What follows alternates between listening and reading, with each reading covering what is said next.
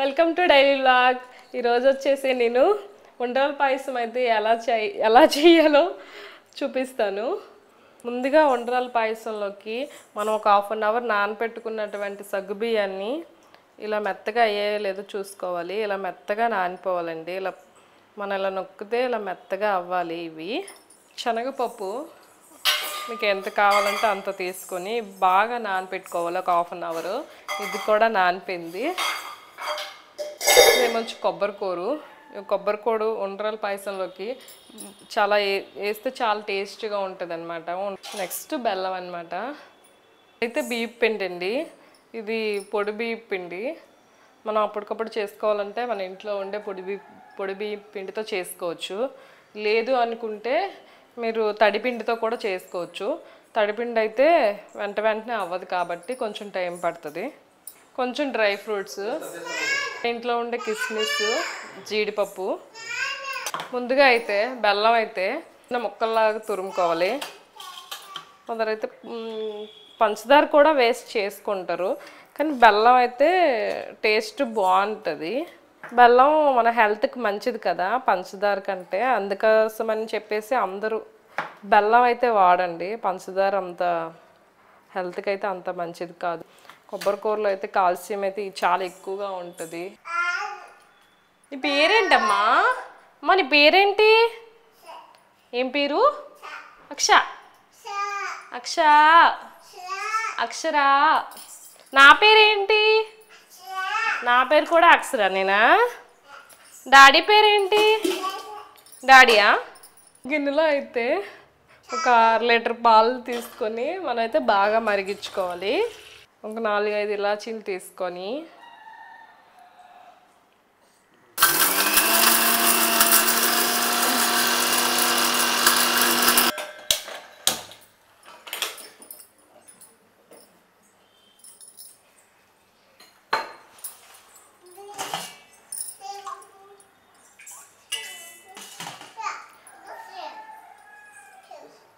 ఇందులో అయితే కొంచెం వాటర్ పోసుకుందాం.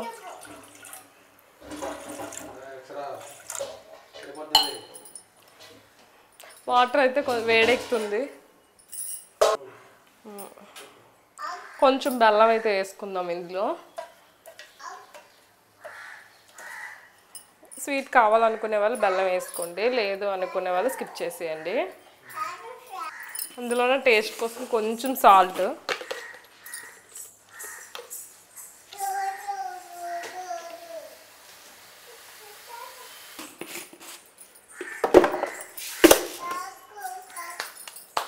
లేగు ఇటు వచ్చి. బెల్లం అయితే బాగా కరగాలి. బియ్యం పిండి అయితే వేసుకుందాం.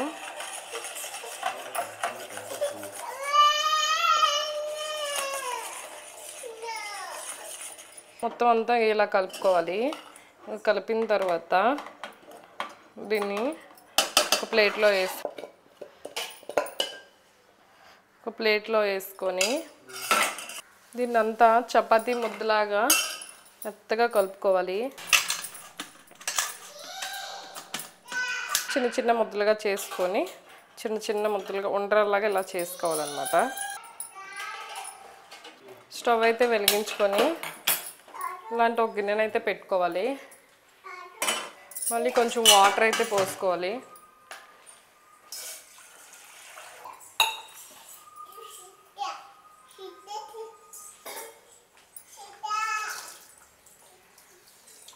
పోసుకున్న వాటర్లోకి మనం ముందుగా నానబెట్టి ఉంచుకున్నటువంటి సగ్గుబియ్యాన్ని కూడా వేసేయాలి. ఓకేనా? సగ్గుబియ్యం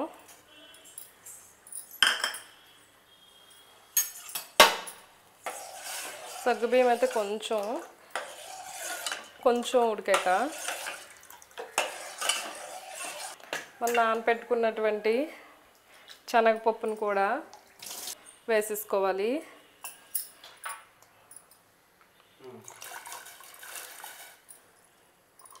ఇవి రెండు బాగా ఉడకాలన్నమాట. కొంచెం మెత్తగా అవ్వాలి.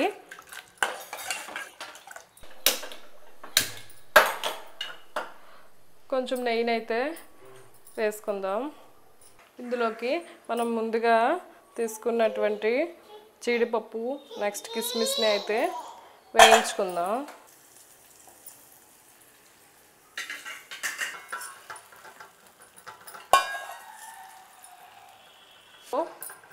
మనం తరిగి పెట్టుకున్న కొబ్బరి కూరను కూడా వేసుకొని కొంచెం సేపు వేయించుకోవాలి.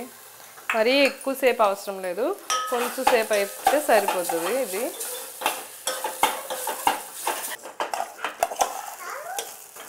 కొబ్బరి కూరను అయితే ఒక గిన్నెలోకి తీసుకుందాం.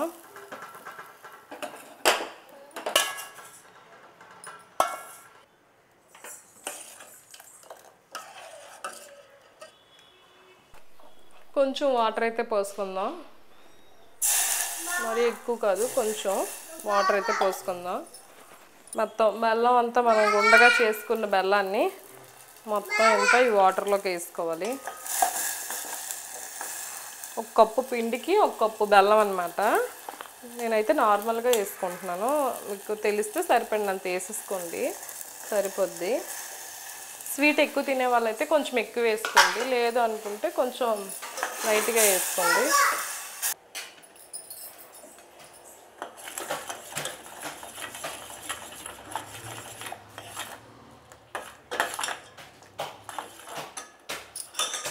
బెల్లం అయితే కరిగిపోయింది. ఇలాగా బెల్లాన్ని అయితే ఆఫ్ చేసుకుందాం, గ్యాస్ స్టవ్ ఆఫ్. ఇది చల్లగా అవ్వాలి.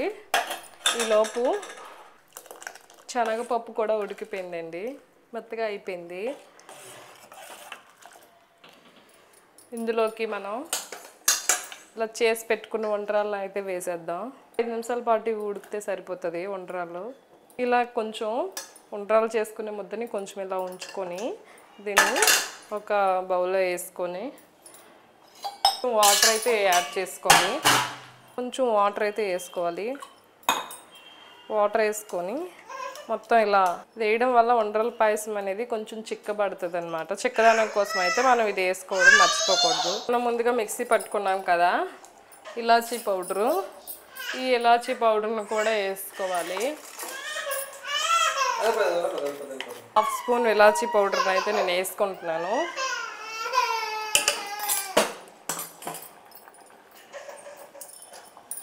నా పాల తాలికలు నెక్స్ట్ మన వంటరాలు అయితే ఉడికిపోయాయండి. చూడండి, ఒక స్పూన్తో ఇలా నొక్కు చూస్తే ఇలా అయిపోతాయండి, ఉడికిపోయినట్టే. మనము బెల్లం మనం కరిగించుకున్న బెల్లాన్ని అయితే వేసేద్దాం. ఇలా మొత్తం ఇలా కలిపేసుకుంటే నెక్స్ట్ ఇది కొంచెం ఈ వంటరాల పాయసం అనేది కొంచెం చల్లగా అవ్వాలండి. బెల్లం వేసిన ఒక 5 మినిట్స్ తర్వాత మన స్టవ్ అయితే ఆపేసుకోవడమే. ఇదిగోండి, మొత్తం ఇలా బెల్లం అంతా వేసుకున్న తర్వాత ఇలా బెలూన్స్ లాగా వస్తుంది అనమాట. ఇలా వస్తే ఉడికిపోయినట్టే. ఇది కొంచెం చల్లగా అయిన తర్వాత మనం మరిగించుకున్న మిల్క్ని అయితే వేసుకుందాం. వేడిగా ఉండేటప్పుడు మనం మిల్క్ని వేసుకుంటే బెల్లం కలిపాం కదా కొంచెం ఇరుగుతుంది అనమాట, ఇరిగినట్టు అనిపిస్తుంది. అందువల్ల మనం కాసేపు కొంచెం చల్లగా అయిన తర్వాత అయితే వేసుకోవాలి. కొంచెం మనం మిల్క్ని అయితే వేసుకుందాం.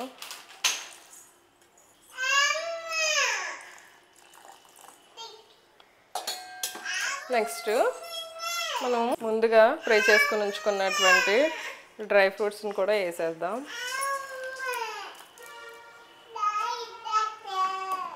డాయిటట్టా